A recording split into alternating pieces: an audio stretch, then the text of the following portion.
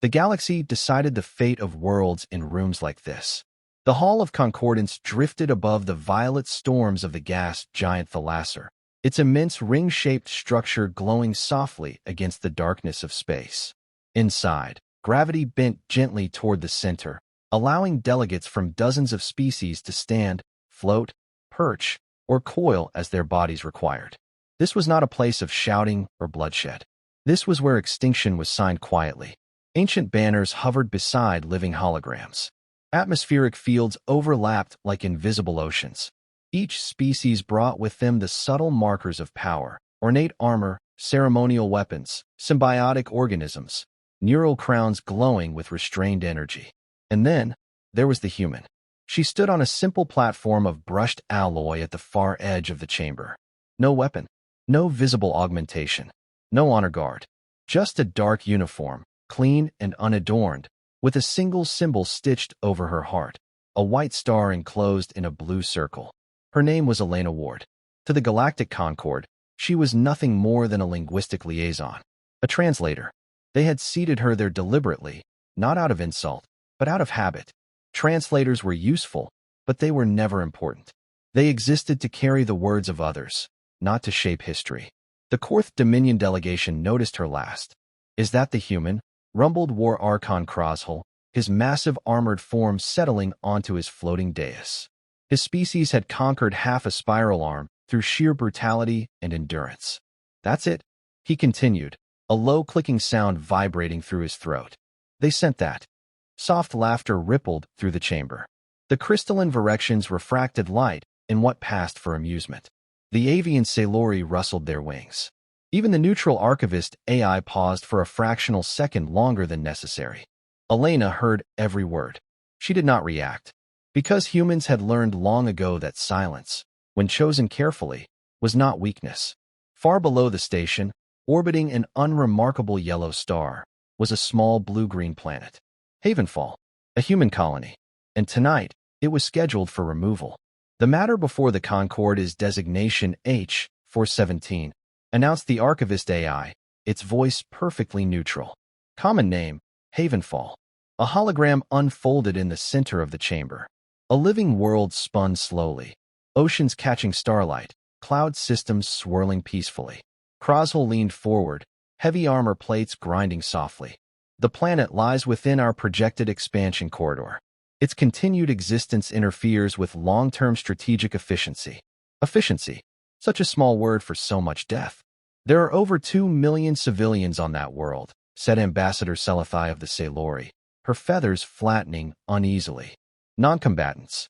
Krozhel's mandibles flexed. "A temporary inconvenience." No one argued loudly. They rarely did. The Korth Dominion was old, vast, and powerful. Their fleets could erase Havenfall in hours. And humanity, young, scattered, and politically inconvenient, had very few allies willing to bleed for them. The Concord had seen this story before. New species expanded too close to old powers. They learned the cost of ambition. Finally, the archivist's glowing lens turned toward the far end of the chamber.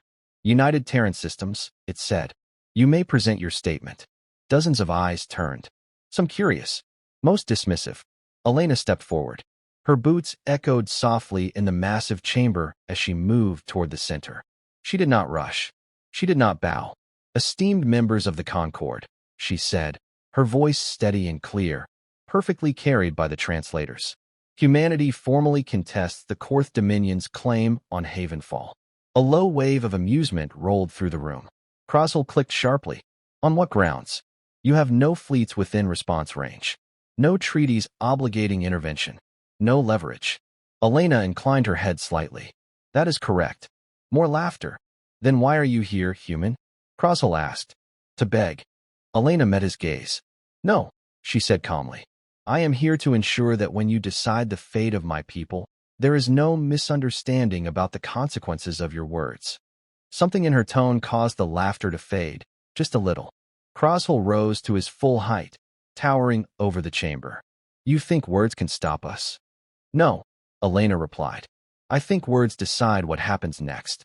She raised her wrist. The hologram shifted. Star systems lit up across the projection, not near Havenfall, but deep within Korth-controlled space.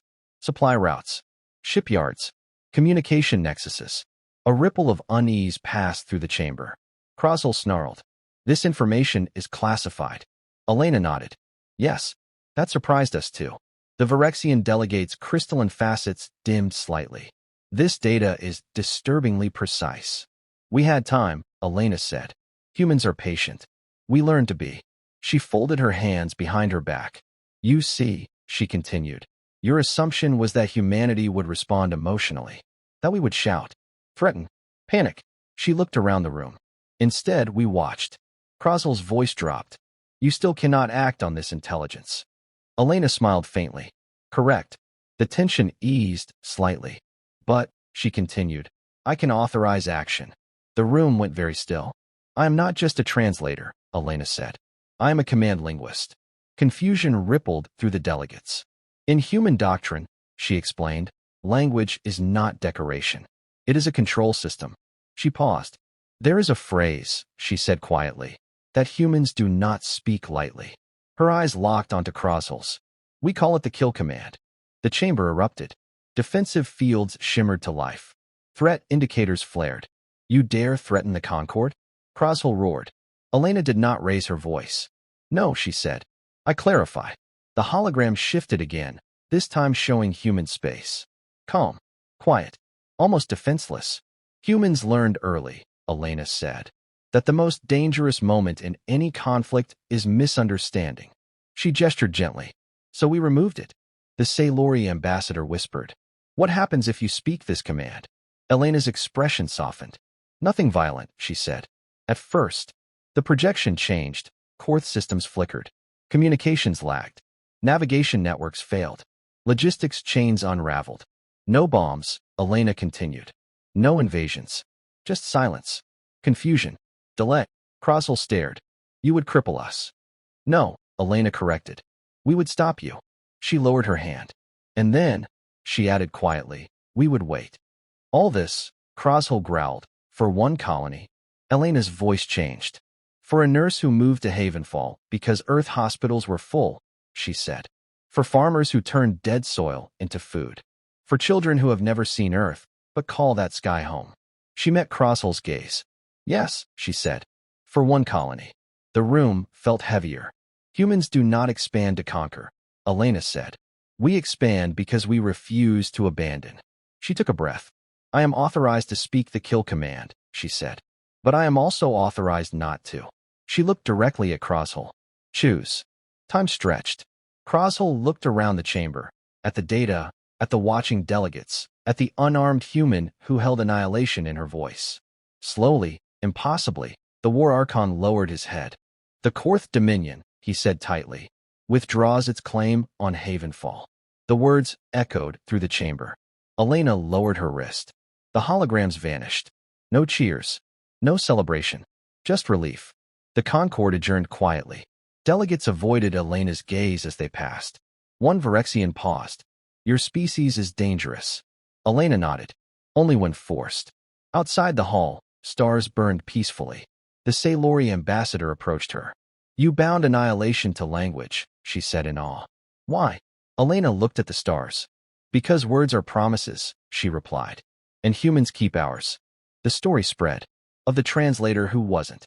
Of the war that ended before it began. Empires recalculated. Human colonies slept easier. On Havenfall, children watched the sky, unaware of how close it had come to going dark. The galaxy had thought humans were loud, emotional, weak. They were wrong. Humans were precise. They did not shout when they were dangerous. They spoke clearly. Years later, the Concord rewrote its protocols. Translators were no longer seated at the edges. Because the galaxy had learned something vital. That humanity did not separate words from action. That when a human spoke, the universe listened. And for the first time, the galaxy understood what it truly meant to be human. Outro, optional. If this story moved you, subscribe for more human stories from the stars.